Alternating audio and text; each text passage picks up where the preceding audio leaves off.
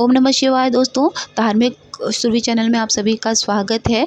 आज हम बात करेंगे कि जब कार्तिक महीना शुरू होता है, जैसा कि 18 तारीख से कार्तिक महीना शुरू होने वाला है, तो तुलसी पूजा इस महीने में बहुत विशेष महत्व रखती है। और ऐसा भी कहा जाता है कि ये जो महीना है वो भगवान कार्तिकेय को पूर्ण रूप से समर्पित है। तो इस महीने में उनका भी स्मरण अवश्य करना चाहिए से, क्योंकि भगवान विष्णु का जागरण हो जाता है। ये उनके चतुर्मास का आखिरी महीना होता है। वो भगवान भी, विष्णु भगवान भी जाग जाते हैं अपनी शयन निद्रा से। तो इसके बाद से जितने भी त्यौहार आते हैं, सभी बड़े बड़े ही त्यौहार आते हैं और मांगलिक कार्य जो है वो हमारे शुरू हो जाते हैं। इसी महीने से तुलसी पूजन भी शुरू हो जाता है। तो तुलसी जी अगर आपने अपने गमलों में लगा रखी है तो उसको हमेशा पूर्व दिशा में ही प्रयास करें कि उत्तर पूर्व दिशा में ही उसको लगाना चाहिए। और सुबह शाम दोनों टाइम इसको दीप जलाना चाहिए। तो सबसे पहले क्या करना है, जैसे अगर आपने अपने गमले लगा रखे हैं बालकनी में, तो आप क्या करेंगे, जहाँ पर आपने रखा है उसको प्रतिदिन कार्तिक के महीने में विशेष रूप से आपको करना है, साफ पानी से वहाँ पर उसको अच्छे से धो दीजिए। उसके बाद जो उसका गमला है उसको भी अच्छे से साफ करके पूरे चारों ओर उसको अच्छे से धो दीजिए, साफ कर दीजिए। फिर हल्दी का टीका लगाते हुए चारों ओर उसको अच्छे से सजा दीजिए। कहा जाता है कि इसके गमले को खूब अच्छे से सजा कर रखना चाहिए। उसके बाद क्यारी में आपको अच्छे से जल दे देना है और कुमकुम का टीका लगाना है। देखिए, तुलसी जी को प्रतिदिन सिंदूर नहीं चढ़ाया जाता है, ये बात आप हमेशा ध्यान रखिएगा कि कभी भी तुलसी जी में हमेशा सिंदूर नहीं लगाया जाता।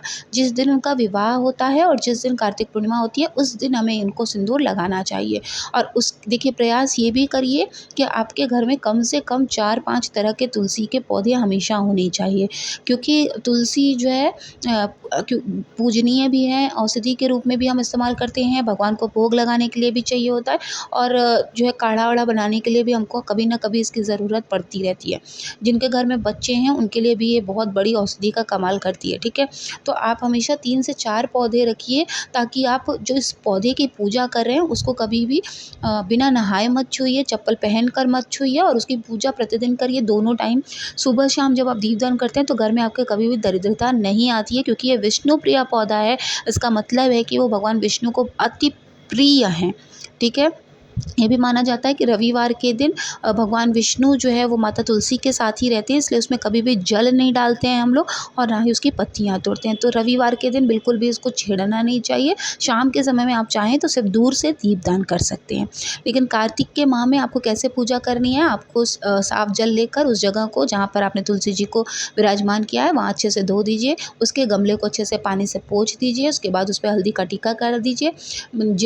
तुलसी जी की जड़ में साफ शुद्ध पानी दीजिए। कभी भी मौका मिले जब भी आपको, तो आप 1 चम्मच, जो सबसे घर में आपके छोटी चम्मच हो, उस चम्मच से गाय का कच्चा दूध इसकी जड़ में ज़रूर डालिएगा। ऐसा करने से आपको जैसे आपने शुक्रवार मंगलवार कर लिया तो आपके जो कर्ज हैं वो आप धीरे धीरे उससे उतरने लगेंगे। कभी भी ज़्यादा मात्रा में मत डालिएगा, वरना पेड़ को नुकसान पहुंच सकता है। हमेशा सबसे छोटा जो चम्मच हो आपके यहाँ, उसी से आप उसको डालिएगा। उसके बाद कुमकुम लगाना है, सिंदूर नहीं लगाना है, इस बात का भी स्मरण रखिएगा। कुमकुम लगाने के बाद जो है आप कलावा के वस्त्र उनको धारण करा दीजिए। अगर आप चुनरी पहना कर रखते हैं तो आप बिल्कुल चुनरी पहना सकते हैं। इसके बाद आप पुष्प चढ़ा दीजिए। ओम सुभद्राय नमः का 11 या 21 बार जाप करिए और इस तरह से आप उनको जो है दीप दिखाइए, दीपदान करिए। सुबह शाम दोनों टाइम आपको इस कार्तिक के महीने में पूजा करनी चाहिए। उसके बाद धूप बत्ती दिखा दीजिए और कुछ भी मिश्री है, बताशे हैं, छोटा सा आप एक भोग ज़रूर वहाँ पर लगाइएगा, ताकि चींटियाँ जो हैं वो उसको आकर ग्रहण ज़रूर कर लें, जिससे कि उनका सूक्ष्म जीवों पर भी कुछ दया हो सके। उसके बाद आप चाहें तो जो तुलसी मंत्र है, जिसको आपको कार्तिक महीने में ज़रूर, आप प्रतिदिन ना करें कोई बात नहीं है, लेकिन कार्तिक के मास में तुलसी जी के लिए जो मंत्र बोला जाता है उसका जाप अवश्य करें। तुलसी जी को बोला जाने वाला जो मंत्र है वो है, महाप्रसाद जननी सर्व सौभाग्यवर्धिनी आदि व्याधि हरा नित्यम तुलसी त्वम नमोस्तुते। इस मंत्र का जाप आप कार्तिक के महीने में अवश्य करें। ऐसा भी माना जाता है कि जिस कुंडे में आपने तुलसी जी को लगाया है, अगर वो गोल है तो ऐश्वर्य की प्राप्ति होती है। अगर चौकोर कुंडे में आपने उसको लगाया है तो वंश वृद्धि होती है। तुलसी का कुंडा अगर किसी जैसे चौकोर टाइप में आपने लगा रखा है तो घर में संपदा और वृद्धि करने वाला होता है। तुलसी का कुंड जो है अलग अलग टाइप का अगर होता है तो आपको किस तरह का, जैसे वंश वृद्धि के लिए तो आपको चौकोर लेना है, गोल लेना है, कैसा, वो आप अपने अकॉर्डिंग तुलसी के गमले को भी ज़रूर रखिएगा। जैसे मैंने ये गोल रखा है तो ये आपके मान सम्मान को हमेशा बढ़ाने वाला होता है। तो सुबह और शाम दोनों टाइम आप इसी तरह से पूजा करेंगे। अब जैसे आपने सुबह टीका लगा दिया है गमले को साफ करके, तो शाम को आपको नहीं करना है, ठीक है? शाम को और कलावा के वस्त्र भी आपको प्रतिदिन नहीं पहनाने हैं। आपने एक दिन महीने में पहना दिया, आपने जिस दिन शुरू होगी पूजा उस दिन आप कर सकते हैं, आपने उस दिन पहना दिया। उसके बाद जिस दिन स्पेशली कार्तिक पूर्णिमा जब तुलसी विवाह होता है, उस दिन विधि विधान से आप उसकी पूजा करेंगे। फिर कार्तिक पूर्णिमा वाले दिन आप जो है अच्छे से उनको श्रृंगार उनका करेंगे। तो ये महीने में 2 बार उनके कपड़े बदले जाते हैं, इस बात का आप ध्यान रखिएगा। बाकी आप उन्हें कलावा के वस्त्र पहना के जैसे आप पूजा करते हैं, ठीक उसी तरह से करिएगा।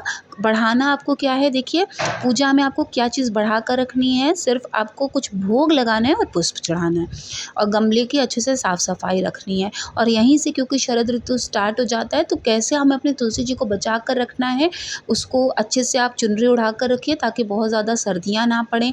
आप छाता भी लगा कर रख सकते हैं अपने तुलसी जी पर। अगर आप हमेशा चाहते हैं कि वो हरी भरी रहें, आपके घर में हमेशा खुशहाल जो है मौसम बना रहे, वातावरण बना रहे और आपकी तुलसी कभी ना मुरझाएँ, तो सर्दियों में उनका खास ख्याल रखें। पूरे घर को जल देने की ज़रूरत नहीं है, घर में एक लोग भी जल दे देते हैं तो बहुत अति उत्तम। लेकिन अगर जैसे माँ हैं, आप हैं, हर कोई अगर डालना चाहता है तो थोड़ा-थोड़ा ध्यान रख कर डालें ताकि तुलसी जी बिल्कुल भी मुरझाएँ नहीं। यही समय ऐसा होता है जब हमें उन्हें खास ख्याल रखने उनकी ज़रूरत होती है कि हम उनका खास ख्याल रखें।